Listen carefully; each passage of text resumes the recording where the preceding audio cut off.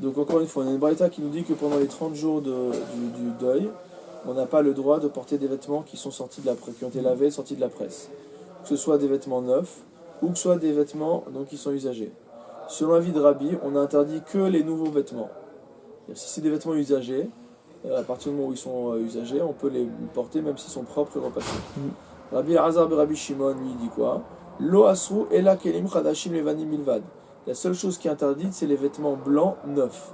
Donc c'est ce qui est le plus, je dirais, le plus visible en termes de nouveauté. Abaye Nafek. Donc Abaye est sorti, Garda des Sarbala. Ça veut dire quoi? Regardez Rashi. Malbouche Lavan Megouat Yachan. Donc c'est un vêtement blanc utilisé, mais qui était lavé, repassé. Donc lui, il a fait comment? Il a fait comme Rabbi. Puisqu'en fait, Rabbi n'interdit que les vêtements neufs. Donc lui, à partir du moment où c'était un vêtement usagé, il avait le droit de le faire. Rava Nafek Bechimutsta Romita Sumakta Khadti.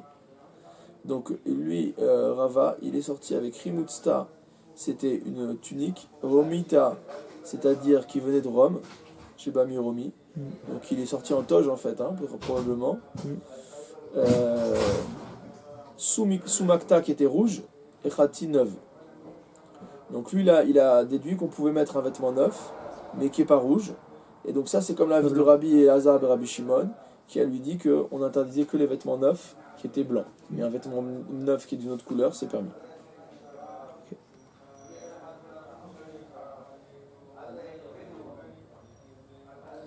Donc là, l'halakha, c'est quoi dans Shulchan Aruch? C'est que pendant les 30 jours, l'endeuillé n'a pas le droit donc, de porter des vêtements repassés s'ils sont lavan vechadash. Donc la halakha, elle est comme Rabbi. D'accord? C'est-à-dire des vêtements neufs et blancs. Comme Rabbi Elazar comme Rabbi Elazar et Rabbi Shimon, pardon. Alors la Gemara continue, il nous dit Bipne chez Amrou, Shabbat Olav Enam Afseket. On avait vu dans la Mishnah que le Shabbat, Olav Enam Afseket, ça veut dire qu'elle compte dans les jours de deuil, mais elle n'interrompt pas le deuil. Bene Yehuda ou Bene Galila. Donc en fait, il y avait une marloquette entre les habitants de Judée et les habitants de Galilée.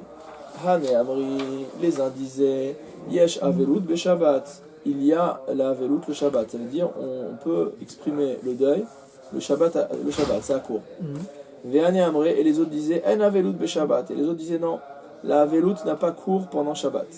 Yesh Avelut be Shabbat, ceux qui pensent que Mande Amar Yesh Avelut be Shabbat, ceux qui pensent que la Avelut, le deuil, a cours le jour de Shabbat. Des katané, d'où ici il tire ça?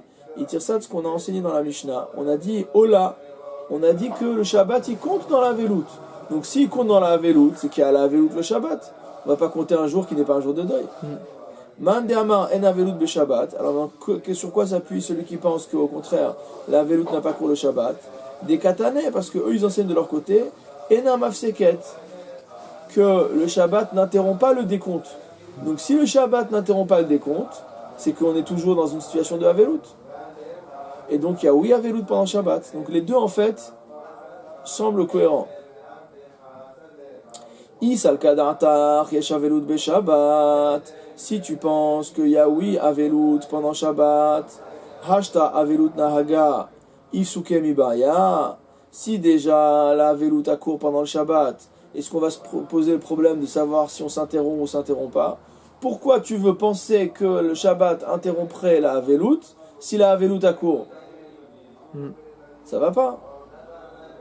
Ve'ela hakatane ola. Mais il dit pourtant, la Mishnah, elle s'est sentie obligée de te préciser que ça comptait.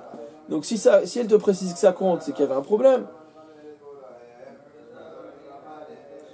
Mais malgré tout, quand elle te dit ça compte, alors ça veut dire qu'il n'y a pas de problème d'interruption. Donc c'était pas la peine de dire un mafseket. Donc si tu dis l'un, t'as pas besoin de dire l'autre, et vice versa. Alors la réponse de la Gemara est simple. Aïde dekaba elemitna sefa enan olim. Étant donné qu'à l'après, on va étudier le cas des jours du Yom Tov, et qu'on va dire que les jours du Yom Tov ne comptent pas, alors pour Shabbat aussi on te dit il compte. Mais en fait pour Shabbat, vu qu'il y a Avelut le Shabbat, c'était pas la peine de nous dire que ça comptait. Maintenant, Ulman de Amar Yeshavelut be Shabbat, pour celui qui pense qu'il y a oui, la Velut le Shabbat, Ha Katane Ena Mafseket. Pourtant, c'est enseigné que ça n'interrompt pas. Donc pourquoi on a besoin d'enseigner que ça n'interrompt pas alors qu'il y a Velut ce jour-là? Ça n'a aucun sens. Mishum de Kaba et Mitne Sefa Mafsikin, parce que la même réponse. Donc comme on avait besoin de dire en ce qui concerne les jours de fête que ça interrompait le deuil, donc on te précise que pour Shabbat ça n'interrompt pas. Donc Tana Recha et Namafseket, on va enseigner également pour Shabbat que le Shabbat n'interrompt pas. Lema Ketatane, donc on va proposer, c'est-à-dire que ça va comme la Machloket Tanaïm qui existe déjà. Mishemeto Mutal Lefanav Ochel Bebait Acher, que celui dont le mort est présent devant lui, donc doit manger dans une autre pièce. Enlo Bait Acher Ochel Bebait Ravero, s'il n'a pas d'autre pièce ou d'autre maison, il va manger chez son voisin.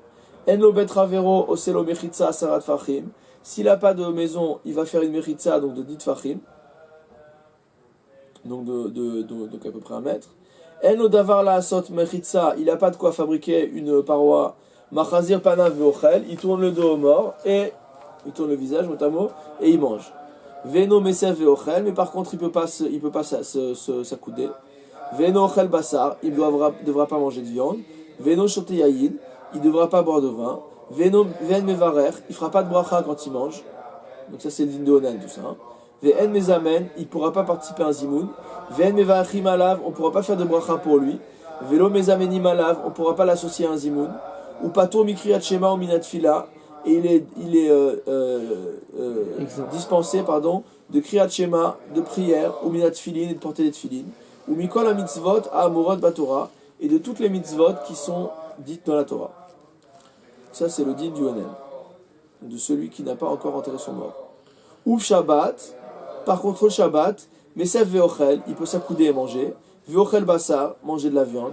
Veshote Yayin, boire du vin. Umvarech Umzamen, il peut faire des brachot et il peut faire le zimoun. Umvarechin Umzamenim Alav, on peut faire des brachot pour lui et donc l'inviter au zimoun. Vechayev Kriyat Shema ou Bitfila ou Bitfilin, et il a l'obligation de Kriyat Shema, Tefila et Tfilin. Vechol Mitzvot Amorot BaTorah, et toutes les mitzvot qu'on dit dans la Torah. Donc le point qui nous embête, c'est qu'il y a marqué ici qu'en gros il peut mettre les Tfilin pendant Shabbat. Donc il y a 2 réactions vis-à-vis de ce texte-là. Donc certains comme Rachik Tavia disent qu'il ne faut pas dire au bitfilin. Donc c'est une erreur de copiste. Ouais. Et selon d'autres, non, ça a sa place. Mais simplement comme auparavant, on a dit de quoi il était patour. Donc là on dit qu'il est chayav. Donc ça veut dire que si c'était un jour de semaine, il serait chayav. Ou alors de dire carrément qu'on pense comme le Man de Hamar qui dit que Shabbat c'est semaine de filin. Ce qui est un des avis.